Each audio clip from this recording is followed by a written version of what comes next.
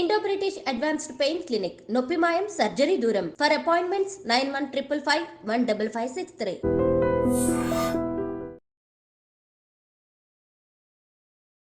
ప్రేక్షకులకు నమస్కారం అండి. ఇప్పుడు మనం గ్యాస్ట్రిక్ ప్రాబ్లం గురించి మాట్లాడుకుందాం. గ్యాస్ట్రిక్ ప్రాబ్లంకి రావడానికి కారణం ఏంటంటే మన స్టమక్లో మెయిన్ ఒక 6 నుంచి 7 రకాల బ్యాక్టీరియా ఉంటుందండి. అంటే మేము క్రిములు అంటాం. అంటే చిన్నవి అయితే మరీ చిన్న రకాలు వేసుకుంటే అనేక వేలు ఉంటాయి మన బాడీలో. లక్షల వైరస్లు ఉంటాయని కూడా కొంతమంది మన కరోనా వచ్చినప్పుడు కొంతమంది డాక్టర్లు కూడా చెప్పారు. యుఎస్ డాక్టర్లు వాళ్ళు అవి ఎక్కడంటే మనం గూగుల్లో చూసినప్పుడు అర్థమైందండి. మెయిన్ అమీబియాసిస్ అనేది ఒకటి. ఆ టైప్ ఆఫ్ బ్యాక్టీరియాలు కానీ క్రిములు కానీ ఒక 6-7 రకాలు మన పొట్టలో ఉంటాయండి. ఇవి ఏం చేస్తాయంటే మనం తిన్న ఆహారాన్ని అవి తీసుకుంటాయి. అవి కూడా తీసుకుని అవి ఏం చేస్తాయంటే యాసిడ్స్ని రిలీజ్ చేస్తాయి. అది ఒక రకమైన కారణం అండి. ఇంకొక రీజన్ ఏంటంటే మనం టైమ్లీ ఫుడ్ తినకపోవడం, అలాగే మనకి ఏది పడదో అది చూసుకోకుండా అది అతిగా తింటాం. అన్నట్లకంటే మేజర్ ప్రాబ్లం ఏంటంటేనండి, మనం తిన్న ఆహారం ఏదైతే ఆహారం తీసుకున్నామో ఆహారం అరక్క ముందరే మళ్ళీ తింటాం మనం. అంటే మనం 7 to 9 బ్రేక్ఫాస్ట్ తిన్నాం అనుకోండి, మళ్ళీ 12 to 1 or 2 మళ్ళీ లంచ్ తింటున్నాం, మళ్ళీ 4కి 5కి స్నాక్స్, కాఫీలు, టీలు, మళ్ళీ 8కో 9కో ఫుడ్, 6కి 7కి తినేవాళ్ళు కూడా ఉన్నారు. ఇలాగ మనం మనిషి అనేవాళ్ళు 1 నుంచి 2 సార్లు తింటే సరిపోతుందండి, చాలా ఆరోగ్యంగా ఉంటారు.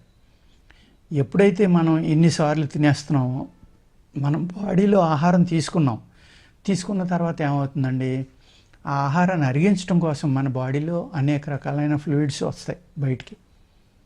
ఇప్పుడు గాల్ బ్లాడర్ ఉంది, మనం పైచి గ్రంథి అంటాం, అది రిలీజ్ చేసి యాసిడ్స్ కానీ ఇలాగ అనేక రకాల గ్లాండ్స్ రిలీజ్ చేసే యాసిడ్స్ లాంటి మన శరీరంలో ఇంటెస్టైన్స్లో పెద్ద ప్రేగులు, చిన్న ప్రేగులు, లివరు, కిడ్నీలు ఇవన్నీ కూడా ఏట్ల పని అవి చేస్తాయండి. ఈ రసాలని రిలీజ్ చేయడం వల్ల మన ఆహారం అరిగి ఏ బాడీలో ఏ ఆర్గాన్ ఏ విధమైనది బాడీకి అందించాలి అనేది అన్నీ చేస్తాయి. మనం ఏం చేస్తున్నామండి, ఉదయం 7-8 మొదలెడితే రాత్రి 9 దాకా తింటానే ఉంటున్నాం. ఏదో ఒకటి స్నాక్స్ అనో, ఫుడ్ అనో, లంచ్ అని, డిన్నర్ అని. మన పూర్వీకులు ఎవరిలో కూడా ఎన్నిసార్లు తినేవారు కాదు. వాళ్ళు 2 నుంచి 3 సార్లు కష్టపడి బాగా పనిచేసే వాళ్ళు అయితే 3 సార్లు తిరిగేవారు. వాళ్ళు 2 గంటల్లోనే తిన్న ఆహారం పూర్తిగా అరిగిపోయేది కాబట్టి వాళ్ళు గ్యాస్ట్రిక్ ప్రాబ్లం ఏమి ఉండేది కాదు. మనం ఏం చేస్తున్నాం, అంత కష్టపడి మనుషులు తగ్గిపోయారు, హార్డ్ వర్క్ చేసేవాళ్ళు చాలా తగ్గిపోయారు. 4 సార్లు తింటాం మొదలుపెట్టాం. అప్పుడు ఏమవుతుందండి, ఈ తిన్న ఆహారం అరక్క ముందరే మళ్ళీ తినడం వల్ల మళ్ళీ యాసిడ్ రిలీజ్ అవుతుంది, మళ్ళీ తినడం వల్ల మళ్ళీ రిలీజ్ అవుతుంది, మళ్ళీ తినడం మళ్ళీ ఇలాగా మరలా తినడం వల్ల ఏమవుతుందంటే ఈ యాసిడ్స్ బాడీ కంటిన్యూ రిలీజ్ చేస్తూనే ఉంది. దాంతో మనం తినే ఆహారంలో అనేక రకాల ఇవి ఉన్నాయి, కెమికల్స్. పురుగు మందులు విపరీతంగా వాడడం వల్ల అవనివ్వండి, ఎరువులు వాడడం వల్ల అవనివ్వండి, అదే విష పదార్థాలను కూడా వాడుతున్నారు. తిమ్మెట్టని, సైనమైడ్ గుళికలు అవి వరిలో వాడతారు, అనేక రకాల పంటల్లో ఇప్పుడు వాడేస్తున్నారు. అవి భూమి మీద జిమ్మేస్తే అది టాక్సిన్ ఎయిర్ కింద అయిపోయి వాటర్లో కలిస్తే భూమి అంతా విషం అయిపోయి, ఆ విషమైన చోట ఇంక పురుగు ఏముంటుందండి, అదే విషాన్ని ప్లాంట్ కూడా తీసేసుకుంటుంది, దానికి పురుగు కూడా పట్టట్లేదు. ఎప్పుడైతే పురుగు పట్టలేదో అప్పుడు ఏమవుతుంది, అది విషంతో సమానం మనం తిన్న ఆహారం కూడా. దానివల్ల అనేక రకాలైన లెడ్ లాంటి భారీ లోహాల పురుగు మందుల్లో ఉండటం వల్ల, వాతావరణంలో ఉండటం వల్ల ఏమవుతుందంటే మన డైజెస్టివ్ సిస్టమ్ పూర్తిగా పాడయ్యి దానివల్ల గ్యాస్ట్రిక్ ప్రాబ్లం అనేది స్టార్ట్ అవుతుందండి. ఈ గ్యాస్ట్రిక్ ప్రాబ్లం అనేది చాలా సింపుల్గా తీసుకుంటారు చాలామంది. తీసుకుని దాన్ని ఏదో జిలోసిల్లో, ప్యాంటాపో, యాంటాసిడో ఏదో ఒకటి వేసేసుకుంటే తగ్గిపోతుంది కదా అనుకుంటారు. కానీ ఈ గ్యాస్ట్రిక్ ప్రాబ్లం అనేది అతిగా పెరిగితే ఏమవుతుందంటేనండి, పొట్టలో బ్లోటింగ్ వచ్చేసి అది వచ్చి ఇక్కడ మనకి ఇలా టర్నింగ్ ఉంటుంది కాబట్టి ఈ సైడ్ నొక్కుతుంది, ప్రెషర్ వస్తుంది.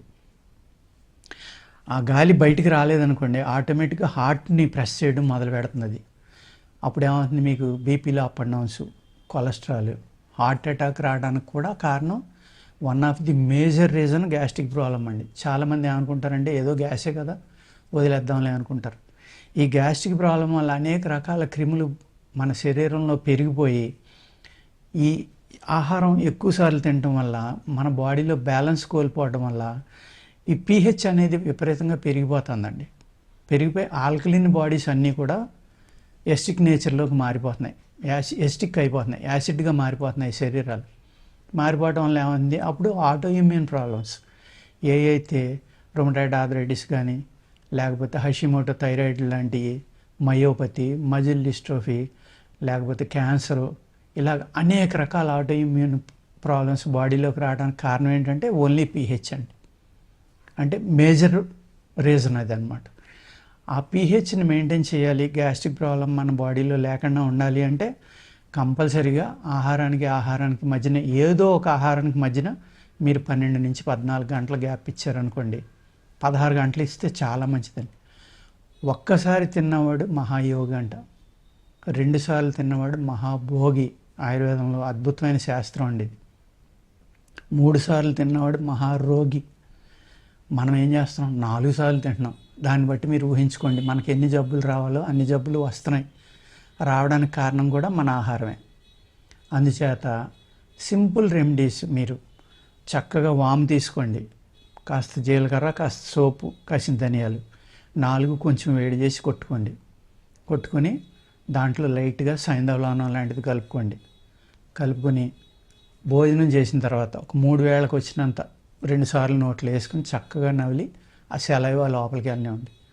మీకు మ్యాక్సిమం గ్యాస్ట్రిక్ ప్రాబ్లమ్ స్టార్టింగ్లో ఉన్న వాళ్ళకైతే ఇమీడియట్గా తగ్గిపోతుంది.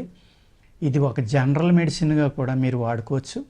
దీనివల్ల ఫ్యాట్ పెరగదు, అజీర్ణం ఉండదు, తిన్న ఆహారం చక్కగా అరుగుతుంది.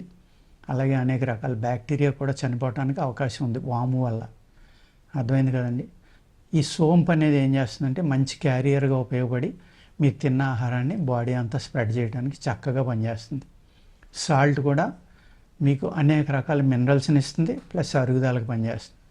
అదే లూజ్ మోషన్స్, ఈ గ్యాస్ట్రిక్ వల్ల లూజ్ మోషన్స్ అవుతున్నాయి అనుకోండి, అదే వాముని వేపించి బాగా బ్రౌన్ కలర్ వచ్చేలాగా ఆ వేడిగా ఉండగానే అందులో వాటర్ పోసి మీరు ఫిల్టర్ చేసుకుని ఆ వాము రసం కనుక కొద్దిగా సాల్ట్ కలుపుకొని తాగితే గ్యాస్ట్రిక్ ప్రాబ్లం తగ్గిపోతుంది. వెంటనే త్రేణికి వచ్చి ఆ పొట్టలో ఉన్న బీసిపోయిన గ్యాస్ అంతా బయటికి వెళ్తుందండి.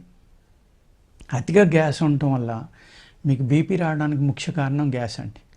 అదే గ్యాస్ ఏమవుతుంది, వాయువు, గ్యాస్ అంటే ఏంటి, గ్యాస్ట్రిక్ ప్రాబ్లం వాయువే కదా, ఆ వాయువు ఊర్ధముఖంగా వెళ్ళి ఏం చేస్తుందంటే బయటికి రానప్పుడు మన బాడీలో కలిసిపోతుంది. ఆ బ్యాక్టీరియా కానీ ఇవన్నీ కూడా అయితే అతిగా పెరిగిపోయి మన రక్తంలో కలిసిపోయినాయి అనుకోండి, అన్ని అవయవాలకి వెళ్ళిపోతుంది. బ్లడ్ ఫ్లో ద్వారా స్కిన్కి కూడా వస్తుంది.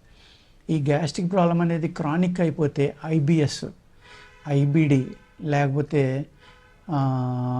ఇలాంటి అనేక రకాల కారణాలు, స్కిన్ ప్రాబ్లమ్స్, సొరియాసిస్ ఇలాంటివి రావడం, అనేక కారణాలకి రీజను ఈ గ్యాస్ట్రిక్ ప్రాబ్లం అండి.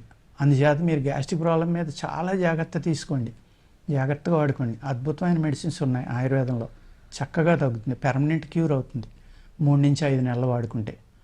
ఓకేనండి. అందుచేత నెగ్లెక్ట్ చేసి గ్యాస్ట్రిక్ ప్రాబ్లం వెరీ సింపుల్ అని వదలొద్దు. ఐబిఎస్లోకి వెళ్ళిపోయింది అనుకోండి, అది ఆటో ఇమ్యూన్ ప్రాబ్లం. మళ్ళీ ఐబిడిలోకి వెళ్ళిపోయింది అనుకోండి, అది ప్రాబ్లమే. ఇలాగా ఈ పైల్స్ రావడానికి కూడా కారణం కొంతవరకు గ్యాస్ అండి.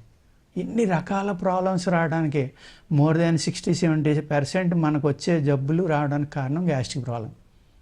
దయచేసి దాన్ని నెగ్లెక్ట్ చేయొద్దండి. మంచి మందు తీసుకోండి, జాగ్రత్తగా వాడుకోండి. నమస్కారం అండి.